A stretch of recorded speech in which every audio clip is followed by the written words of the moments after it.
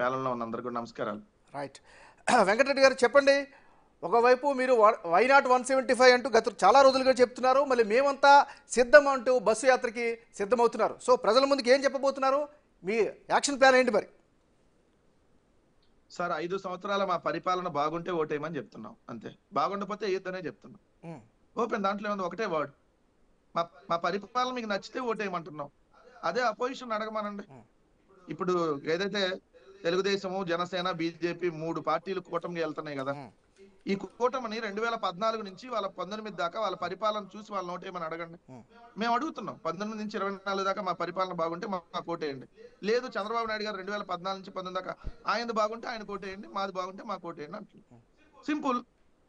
అంటే ఇక్కడే అర్థమవుతుంది కదా మా పరిపాలన బాగుందని అన్నటువంటి కాన్ఫిడెన్స్.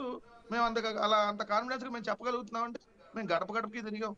ప్రతి ఇంటికి మేము చేసినటువంటి మేలు ఉంది. రూరల్ లో అయితే దాదాపుగా 92% కుటుంబాలకు సంక్షేమ పథకాలన్నీ.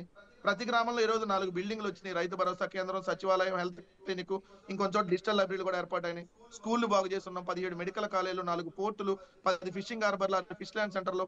ఈ దేశంలో ఎప్పుడు లేని విధంగా ఈ రోజు ఒక్క రూపాయి అవినీతి లేకుండా సంక్షేమ పథకాలన్నీ.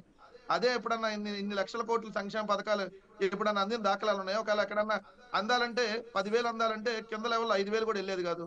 మధ్యలో ఎమ్మెల్యేలు, మంత్రులు, జన్మభూమి కమిటీల పేరుతో దోపిడీలు జరిగేది. ఆ సిస్టమ్ ఈ రోజు లేదు. సాక్షాత్తు ప్రధానమంత్రి నరేంద్ర మోడీ ఈ వాలంటీర్ల వ్యవస్థని, సచివాలయ వ్యవస్థని కొనియాడారు. చాలా అద్భుతమైన వ్యవస్థ, వీలైతే మిగిలిన రాష్ట్రాల్లో కూడా పెట్టుకోమని కోవిడ్ టైంలో. ఉమ్, మరి ఇప్పుడు ఏం చెప్తారు వాళ్ళు దానికి సమాధానం? నిన్నటిదాకా నరేంద్ర మోడీ ఒక టెర్రరిస్ట్ అన్నాడు. నిన్నటిదాకా నరేంద్ర మోడీ అంత పెద్ద దొంగ ఇంకోటి లేడు అన్నాడు. ఈ పెళ్ళానే చూసుకోలేనాడు, ఈ దేశాన్ని నేను పరిపాలిస్తా అన్నాడు. ఈ రోజు వెళ్ళి వాళ్ళ దగ్గరికి వెళ్ళి సాగిలాల పడి 25% పార్లమెంట్ సీట్లు ఇచ్చింది సార్. 0.8% ఓటింగ్ ఉన్న భారతీయ జనతా పార్టీకి తెలుగుదేశం సాగిలాల పడి 25 పార్లమెంట్ లో 6 పార్లమెంట్లు ఇచ్చారు.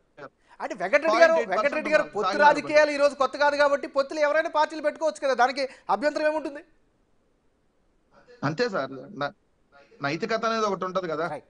నాకు అవసరం లేదు, నేను వాళ్ళు తిడతా, రేపు పొద్దున పొగుడతా, మళ్ళీ ఎల్లుండి తిడతా, మళ్ళీ అవతల పొగుడతా అంటే రైట్. ఓకే. మీరు మరి నేను రామ్ గోపాల్ అమాయకులు రెడ్డి గారు ఏం అవుతారని చెప్తారు ప్రజలు చెప్తా అమాయకులు కాదు. కనుక్కుందాం. రామ్ గోపాల్ రెడ్డి గారు